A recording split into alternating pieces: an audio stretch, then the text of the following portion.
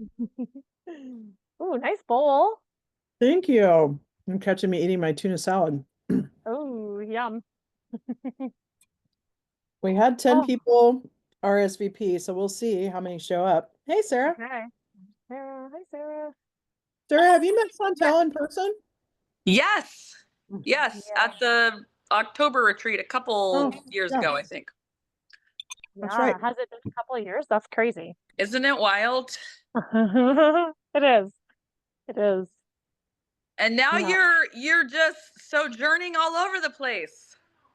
Yep. That's awesome. Yeah, it is. It I is don't good. have a scan. Where are you Yeah. How right are you? now? Oh, we're back. We're actually back in Calgary right now.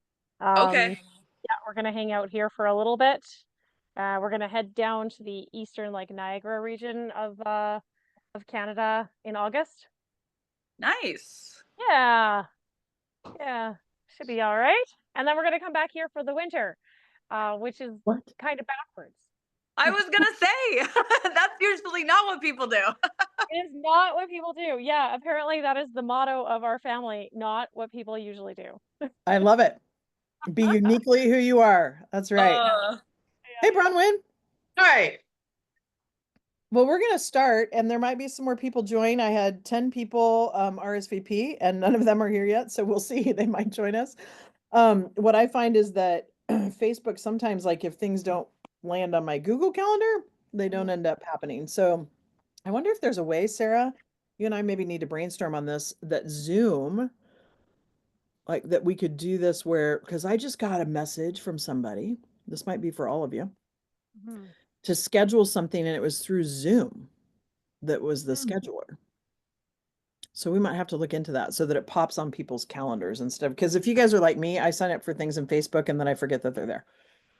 So I might have to look at that. But I'm so happy to see all of you. Chantel comes from Calgary via RV Living, and Sarah comes in to us from Spokane, and Bronwyn. Are you in Hope or are you in Sandpoint today? Yeah, I'm in Hope. I just got home. I had a broker's open in Clark Fork today. So yes, Oh, in Hope. nice, nice. Real estate agent, aka hoping to do something different soon. Yes. Yeah.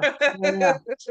Um, and so I want to say thank you for being here, and I'm going to open it up. And I also want to put out that I dropped some training around the law of cause and effect. And then I also, it really wasn't necessarily cause and effect. I changed it. And so the marketing people, I didn't tell them. So a lot of the posts have been about cause and effect, but I thought I'm going to weave this in. But I changed it from motivation versus inspiration. And so if you haven't done that training yet, if you go out to the Build Her Facebook group, there is a file that allows for, I think it's under files. Um, I don't know, but it's under there somewhere. And there's a worksheet that goes along with it. And so I'm happy to talk more about cause and effect or motivation versus inspiration. Motivation meaning that's external and kind of the push, and the inspiration is more of the pull and it's internal. And so I'm happy to talk about either one of those. But I want to open it up to see if any of you have questions, thoughts, a quote you want to throw out that you want us to discuss, whatever you want over these next 30 minutes that's of value to you. And it could be Chantel's on like, that's a anything. lot. I forgot Debbie packing a lot in what question. It's a big container, like on anything. Yeah, absolutely. How's your interviewing or search going for another psychologist? It has not started yet. Oh, okay. Yeah, yeah. No, we're working with what we've got for the time being. I have the practicum student starting in September. Nice. So we'll probably start looking in the fall to have someone set up for end of 2025, I think. Nice. Thank you for Ah. that question. So what questions do you guys have of me? What do you want to know? Mm, I have a question. Okay. Go, mhm. Sarah. It might fit into one of the buckets you already mentioned, or it might not. So, what are your best recommendations? Because I feel like I have in my own head what I know, but I also think sometimes we need reminders. When you have something big coming up, and you're Mhm. preparing for it, for instance, taking Zoe to college in 2 months. And also, and so there's a lot of logistics and planning and lists out the wazoo and all that. And also, I don't want the pursuit and that thing that we are moving toward to hijack the whole summer, and like the staying present and all of that. And so they all need to coexist together.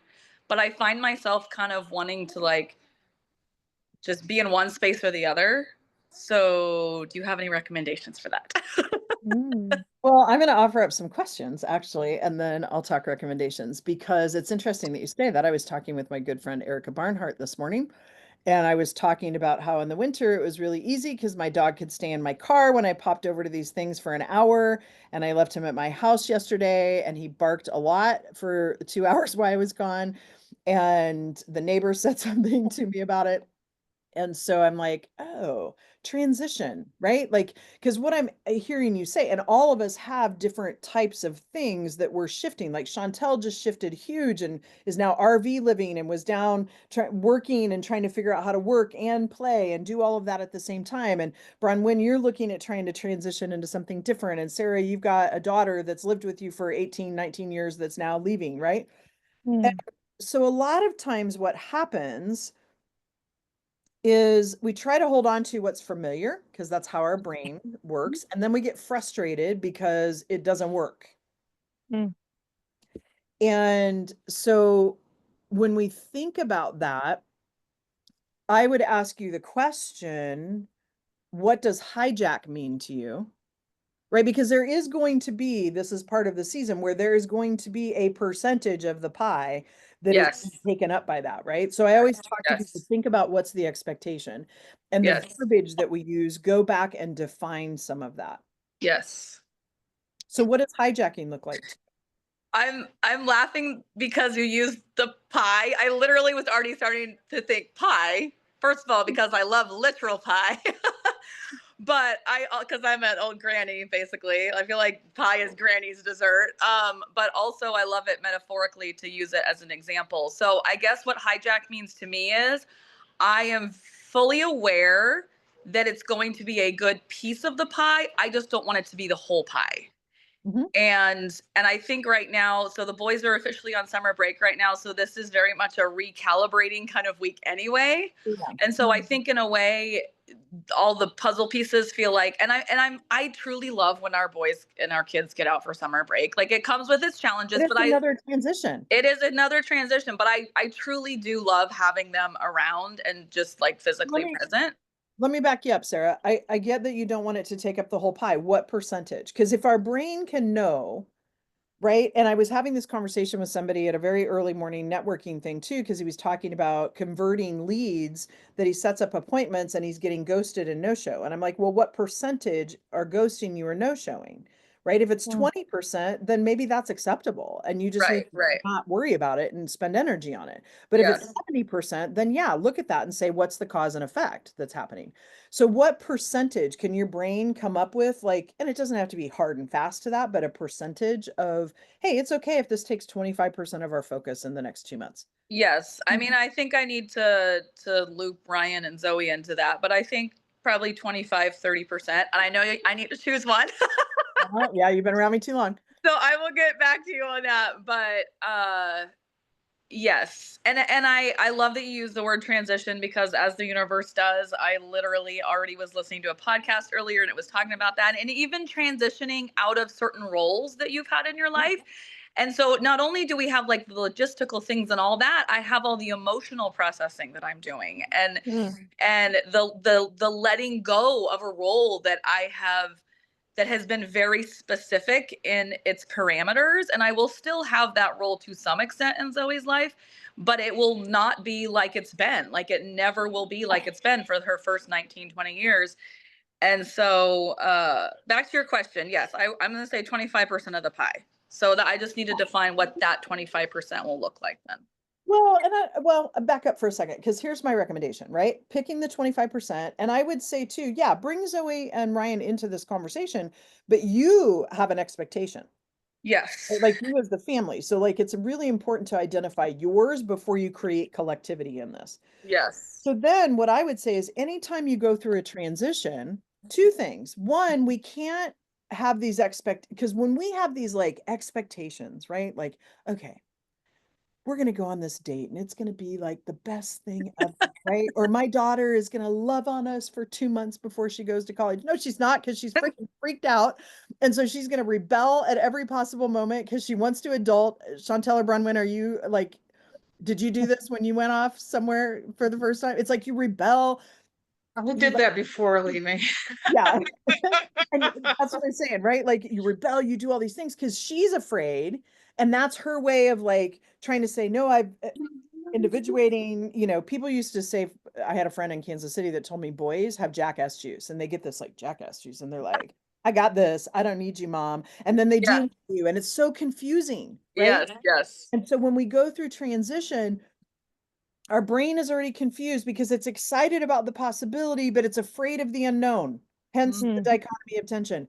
Yep. Then it's confused because you want the transition to happen. You want your daughter to go off and be like, have this great experience, but yet you're scared shitless that she's going to do some stupid thing that's going to make a life altering decision change, right? Like, and these things. And then on top of that, this concern of, oh my God, my role is changing. What does that look like? And so my advice to you would be is also take a look at it and say, okay, what do I want this relationship with my daughter to look like? What do I want this to be?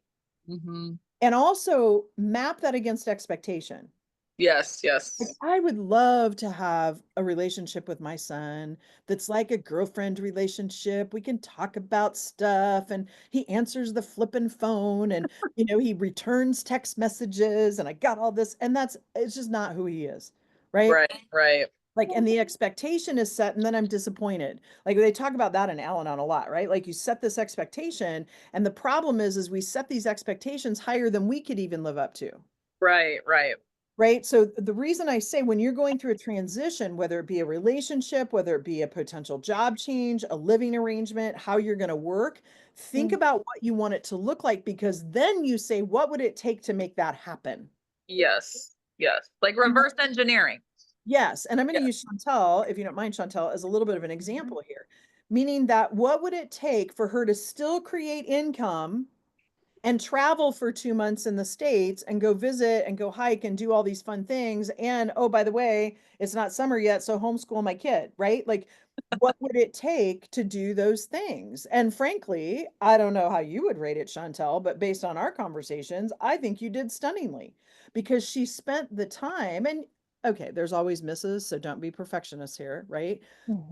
We got to let go of that. But ultimately, like Chantel, you spent the time thinking about, where am I going to take client calls?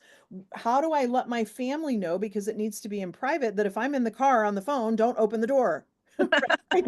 And set those expectations. But we have to identify what we want it to look like and make sure it maps up to a realistic expectation. And all of us are high achievers. So it doesn't mean lowering your standard. It means, I talk to leaders about this a lot. Like, here's the job, right? If you can imagine a line, here's the job expectation. But we as leaders expect this, so nobody can ever wow us.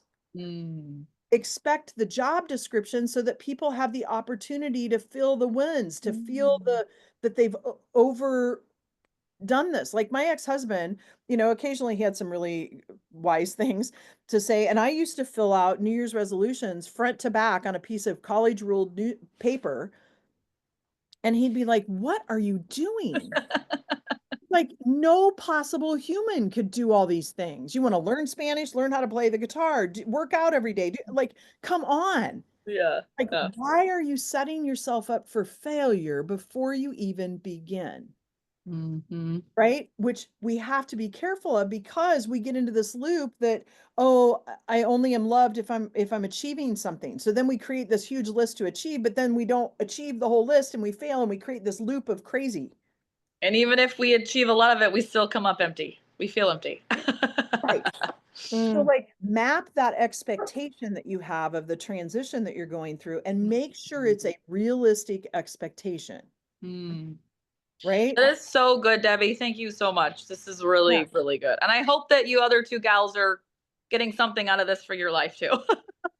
Even though it Yeah, was my and then question. Yeah. Definitely. it's really important to communicate expectations up front, particularly when it Yes. comes to relationship, right? Because people can't read our mind. We think they can. And Sarah, I know you read mine sometimes, and I'm really grateful for that. It's a scary place up there sometimes. But like we can't expect people to know what we want. Right, right, Mhm.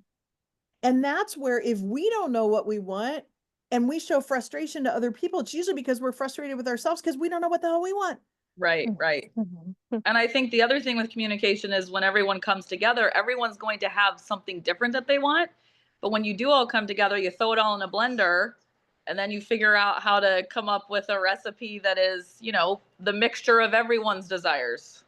And it reminds me of how my 4-year-old grandson colors today and paints. So we were painting the other day and he's blue and then he puts red. Everything's brown by the time he's done, right? Because he's mixed all the colors together. And that's shit. Yeah. It's like, and I say that because then when we stand in our own shit long enough, it stops smelling, right? And blend all that stuff together, it has the potential to turn into like nasty brown slime.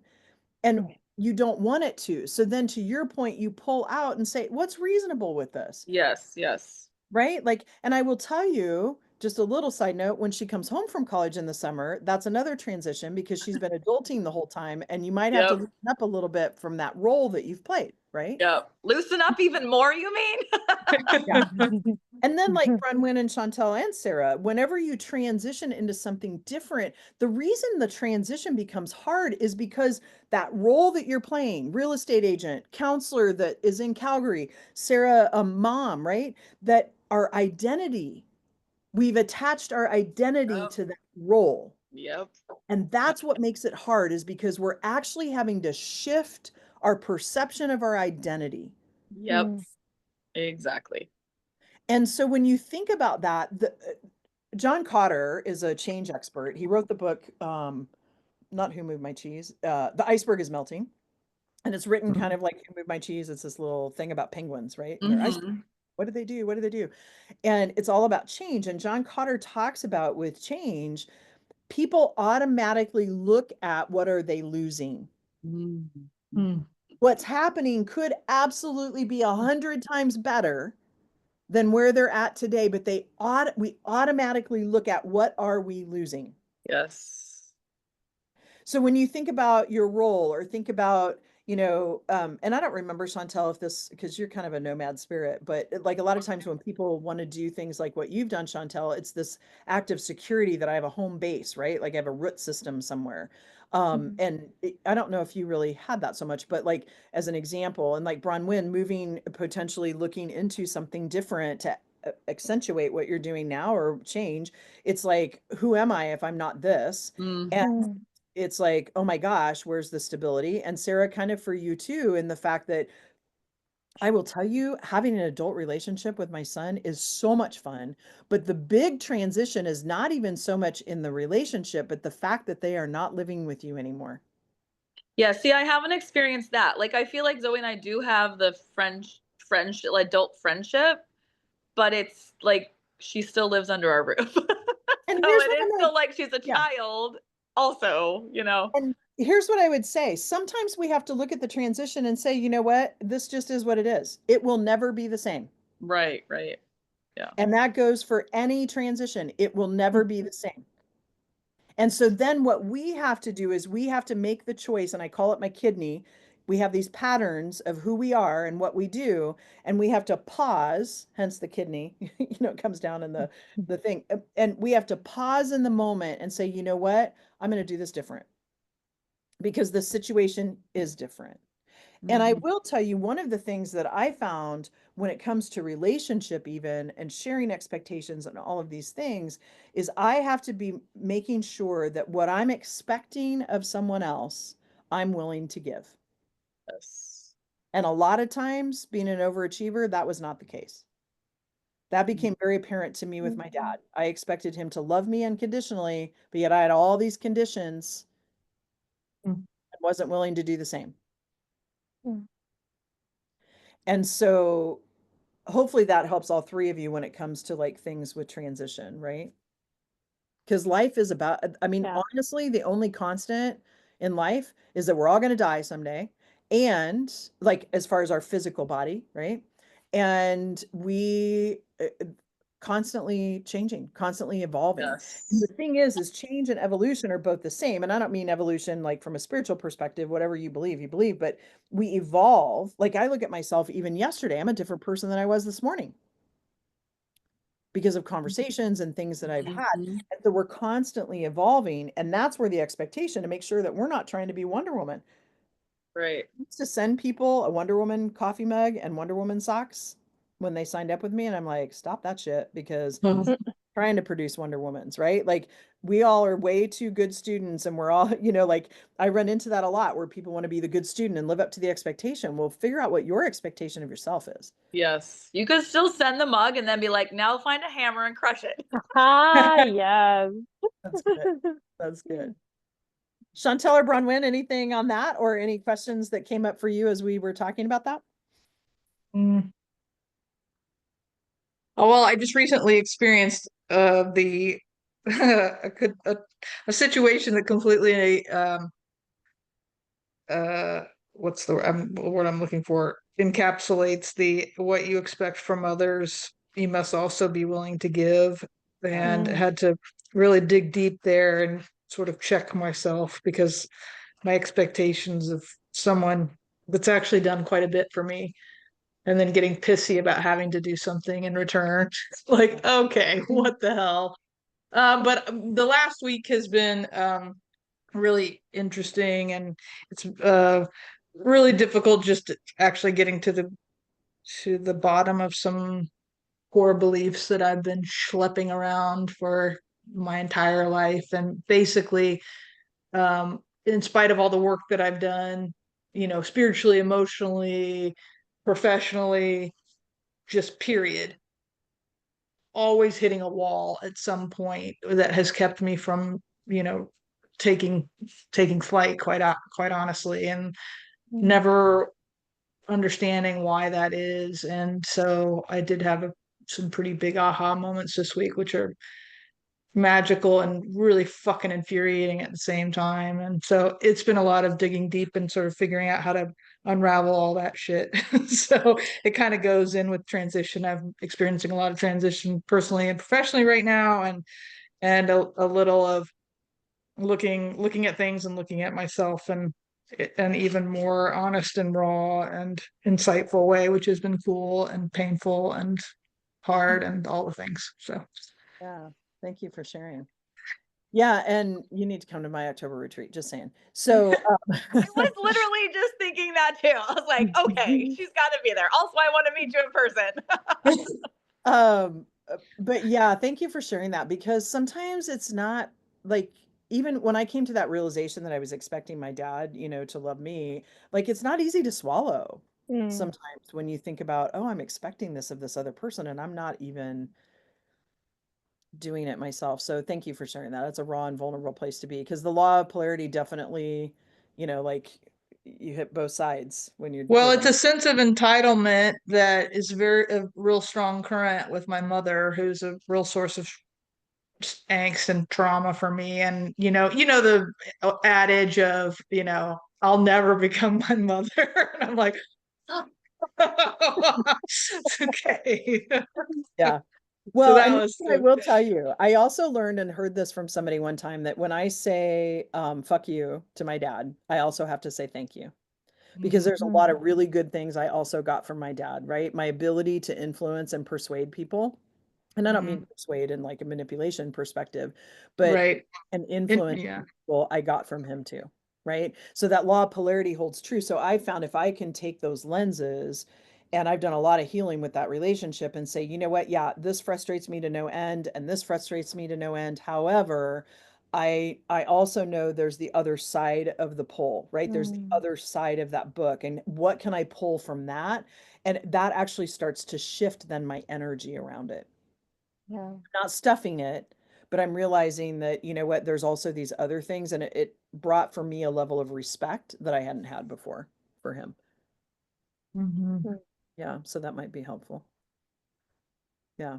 Yeah.